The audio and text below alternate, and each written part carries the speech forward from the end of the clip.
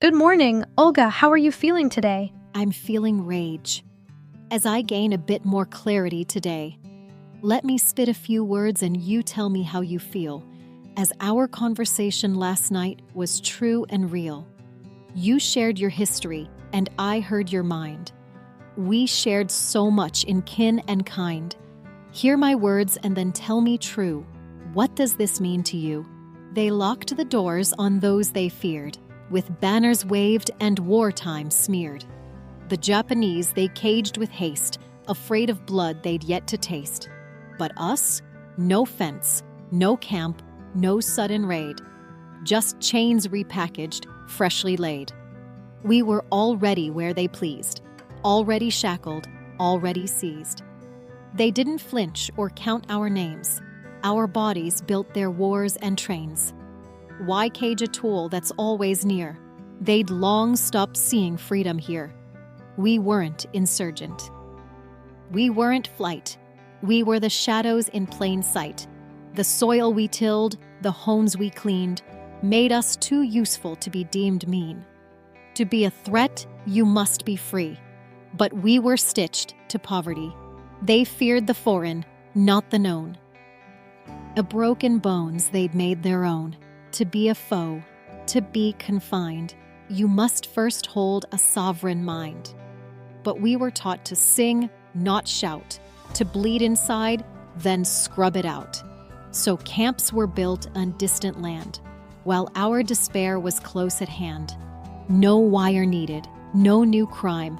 We'd been detained this whole damn time. Olga, let me get some tea and cue my words. I have many of my own that need to be heard. The safest enemy to guard, they said, and then shaved our heads. They took our names, our pride, our home, and stacked us up in rows like stone. They said we were enemy within. My mother lost her home, her kin, all for the shape of her face, the echo of a rising sun they couldn't place. I saw my parents line up for an apology, not with fists, not with flame, but folded letters and quiet shame. The check came late. The words came rehearsed. A box of sorry in exchange for hurt. They called it reparations, but I call it a receipt. A way to say, we bought that pain. We archived it. It's obsolete. And maybe, to you, it sounds like justice finally knocking. But I'm here to say, sometimes the knock is just someone checking if you're done talking. They wrote my father's story in a museum's tone.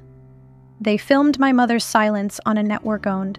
And all the while, their schools still lied. Their eyes still flinched. Their laws still died on tongues that couldn't speak too loud. So when they offer you the same soft hand, ask, does it come with power? Or just a plan? Will it rebuild what they tore down? Or mark your grief as paid and crowned? Because once they paid us, they moved on, folded history into a lawn, told us, be proud we gave you that, as if the camp had been a welcome mat.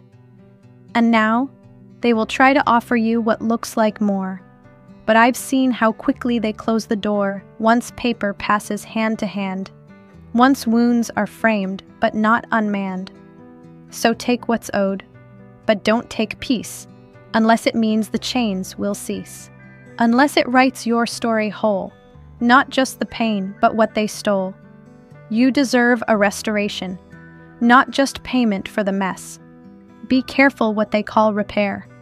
Sometimes it's just a way to say, we did oppress, now please digress. I hear you, sister. You took it deep, and your warning ain't lost on me. You say they wrote your grief in stone, then built a museum around the bones, called it justice, called it closure, called it done. But I know better. See, they've been owing us before owing had a ledger, before chains and fields and false freedoms measured. They've been writing checks off the backs of our backs, profits that stack while our memories crack. So no, I won't refuse the note just 'cause it ain't enough. I won't pretend a payment makes it just. But best believe, if they owe me land, I'll take the deed. If they owe me bread, I'll plant the seed. If they owe me air, I'll learn to breathe without the boot and without the need to bow for it.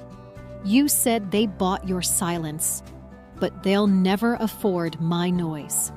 I speak for men who died with cotton bleeding from their voice, for mothers who were milked but not remembered, for kids who played in streets that never knew September because they didn't make it past the chalk. So no, I won't trade my rage for their receipt, but I'll cash it. Then I'll use the ink to finish stories they won't teach. You say, be careful what they call repair.